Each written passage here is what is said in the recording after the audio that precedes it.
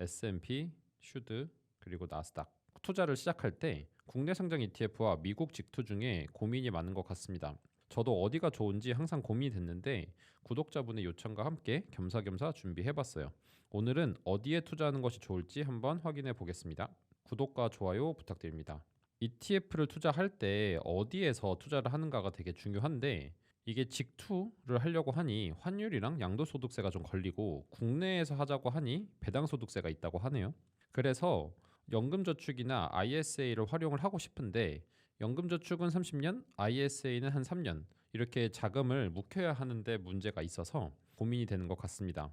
그래서 오늘은 각 ETF별로 투자를 했을 때 수익률 그리고 수익률에 환율이 영향을 얼마나 미치는지 마지막으로 수익금에 대해서 세금은 어떤 차이가 있을지 한번 알아볼게요. 그래서 오늘의 궁금증 앞에서 말씀드린 수익률, 환율, 세금을 기준으로 봤을 때 월등하게 좋은 선택이 있을까를 두고 한번 확인을 해보겠습니다. 우선 오늘은 수익률, 환율, 세금 이 순서대로 설명을 진행해 보겠습니다. 첫 번째는 수익률입니다. 오늘 비교해볼 ETF는 미래에셋의 타이거, S&P 500하고 스파이 ETF입니다. 각 주식을 2020년도 8월 5일부터 24년도 8월 1일까지 매달 첫 거래일에 한 주씩 매수한다고 가정했습니다. 이렇게 총 4년 정도 누적을 했을 때 수익률을 보면 타이거는 거의 40% 정도가 나와요. 그런데 직투를 하면은 27% 정도밖에 안 나옵니다.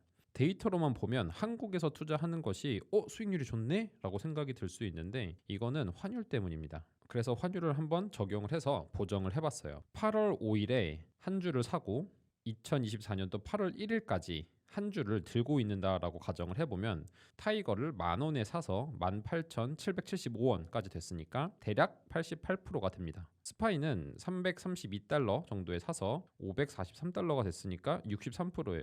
이것만 보면은 타이거가 좋은데 라고 당연히 생각이 들 수 있지만 20년도 8월 5일에는 환율이 1188원이었고 24년도 8월 1일에는 1366원이었거든요. 그래서 이를 적용을 해서 실제 수익률을 계산해 보니까 87%까지 올라옵니다. 수익률로만 보면 미국에 투자 하나, 한국에 투자 하나 비슷한 것 같아요. 그래서 이 수익률로만 봤을 때 둘 다 미국의 투자, 한국의 투자가 비겼다라고 보도록 하겠습니다. 그런데 이 환율이 엄청난 영향을 주는 것 같아요. 이렇게 환 변동 때문에 무섭다고 느껴서 해칭 상품을 사야 하나 고민하실 수도 있는데 과거 환율 데이터를 보면서 한번 얘기해 볼게요. 제가 지금 가져온 데이터는 30년간의 우리나라 환율 데이터입니다. 데이터는 정부에서 제공해 주는 것을 다운받았고 GPT로 한번 그래프를 만들어 봤어요. 환율이 2000년도에 들어오고 나서는 대략 1000원에서 1200원 선에서 움직였던 것을 보실 수 있는데 최근 들어 1300원대가 좀 지속이 되고 있습니다. 한 번씩 점프업을 하는 구간들이 좀 이렇게 나타나는데 그래서 요새는 1300원의 시대가 뉴노멀의 시대다라고 얘기하는 분들도 계세요. 그리고 우리가 환율을 볼 때는 이렇게 쭉 흐름을 보는 것도 중요하지만 동그라미 원 안에 있는 이 한 번씩 치고 가는 포인트들을 유심히 봐야 할 필요가 있을 것 같습니다. 원 위에 들어가 있는 숫자를 보시면 아시겠지만 한 1962원까지 올라갔었던 때도 있고 그리고 2008년도쯤에는 한 1500원, 1570원까지도 갔었거든요. 보통 이때가 금융위기나 극도의 불안 심리가 확산될 때입니다. IMF 그리고 IT 버블, 리먼 브러더스, 코로나 그리고 금리 인상하던 시기 이렇게 갑작스럽게 올라가는 모습들이 나타나는 것 때문에 미국 질투는 꼭 해야겠구나라는 생각이 좀 들기는 했어요. 금융위기가 오거나 코로나 같이 불안감이 휩싸일 때 이게 미국의 문제이건 아니건 위기가 터지면 달러에 대한 수요가 늘어나고 상대적으로 원화의 가치가 떨어지기 때문에 달러 자산을 갖고 있으면 그만큼 유리하다라는 생각이 듭니다. IMF 때와 같이 위기가 발생할 때는 원화 표시 자산의 가치가 그만큼 하락하기 때문에 달러를 들고 있으면 그만큼 선택의 폭이 넓어질 수 있겠죠. 국가 부도의 날 영화를 보셨으면 아시겠지만 그때 달러나 숏에 베팅을 해서 돈을 버신 분들이 꽤 있는데 제가 숏에 베팅을 하라는 건 아니지만 이렇게 달러 자산을 갖고 있으면 그때 내가 선택할 수 있는 폭이 넓어질 수 있다라는 의미입니다. 당연히 이런 일들이 생기는 걸 바라는 건 아니지만 분산을 해두면 그만큼 선택의 폭이 넓어질 수 있다라는 의미입니다. 그렇다고 해서 모든 자금을 미국에 넣을 필요는 없을 것 같아요. 똑같은 ETF에 넣는다면 환율이 치솟을 때 수익률은 똑같이 늘어나니까요. 앞에서 보셨듯이. 다만 미국 달러를 거를 들고 있으면 일부 선택의 폭이 넓어질 수는 있다라는 생각은 듭니다.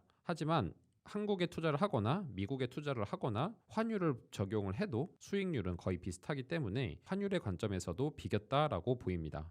여담이긴 한데 이 그래프를 보시면 무섭게 치솟는 모습이 한 번씩 나오는데 제가 봤을 때 이렇게 치솟는 거에 반대로 이렇게 떨어지는 모습은 딱히 안 보이고 있습니다.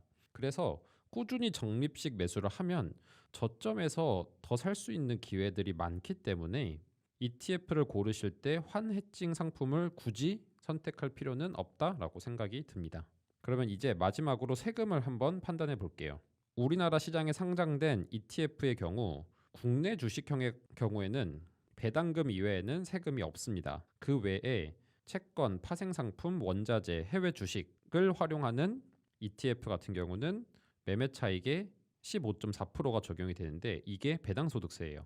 따라서 타이거 S&P 500에 투자를 하면은 15.4%가 적용이 됩니다.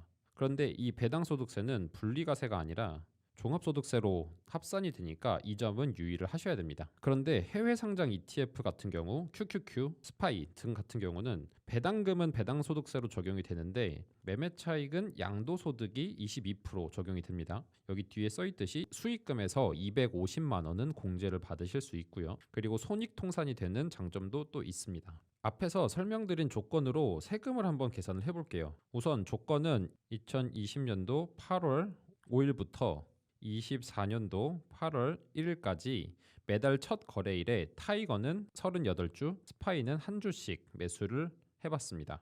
이렇게 가정을 한 이유는 금액을 맞추려고 이렇게 해봤어요.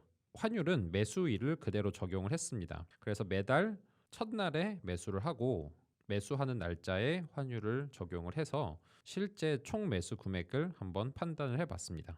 이때 타이거 S&P 같은 경우는 매수하는데 2,517만 원 정도가 들었고 스파이는 2,636만 원 정도가 들었습니다. 그리고 총 평가액은 24년도 8월 1일 기준의 총 평가액은 타이거는 3,514만 원이고 스파이는 3,634만 원으로 나왔습니다. 이때 타이거의 총 수익은 997만 원 정도고 스파이의 수익금은 998만 원 정도입니다. 정말 대동소이하죠. 이렇게 했을 때 타이거의 세금은 153만 원 정도가 나오고 미국에 투자를 했을 때 세금은 164만 원 정도가 나옵니다. 스파이는 250만 원을 공제해주기 때문에 이 정도 수익선에서는 크게 차이가 나지 않는 것 같아요. 또 그리고 계산을 해보면은 833만 원 수익까지는 미국 직투가 유리를 하고 250만 원 공제가 있기 때문에 833만 원이 넘어서면 국내 상장 ETF가 유리하다라고 합니다.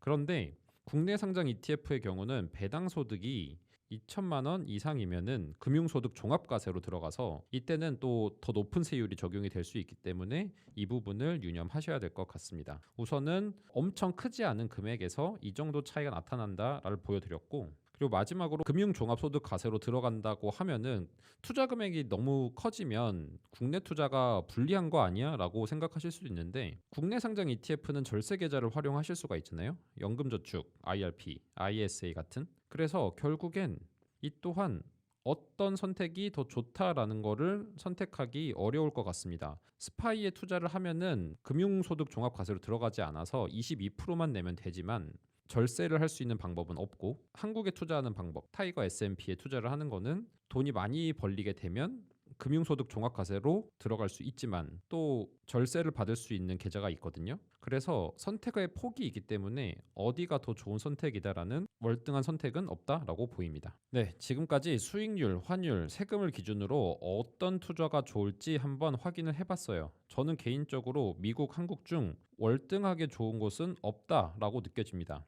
혹시 이 부분에 대해서 다른 의견이 있으신 분이 있다면 댓글로 알려주세요. 같이 고민을 해보고 싶습니다. 그런데 마지막에 세금에서 봤듯이 특정 구간까지는 유불리는 존재하지만 계산한 데이터는 4년 정도였고 투자 기간이 10년에서 30년이 넘어간다면 수익금이 훨씬 커질 거예요. 그렇기 때문에 국내 상장 해외 ETF에 투자를 하시는 경우는 연금저축, IRP, ISA와 같은 혜택이 있는 계좌를 쓰시는 게 더 좋은 선택이다라는 생각이 듭니다. 마지막으로 미국 직투는 한국의 절세 혜택 계좌를 활용해서 투자를 마친 다음에 시작하시면 어떨까 싶습니다. 우선 여유 자금 중에서 절대로 건들지 않을 자금을 연금저축과 같은 계좌를 활용해서 20년에서 30년 정도 투자를 시작하고, 그래도 남는 자금이 있으면 이 자금을 활용을 해서 미국에 직투를 했다가 필요할 때 또는 환율이 급격하게 치솟아서 수익률이 많이 높아졌을 때 빼서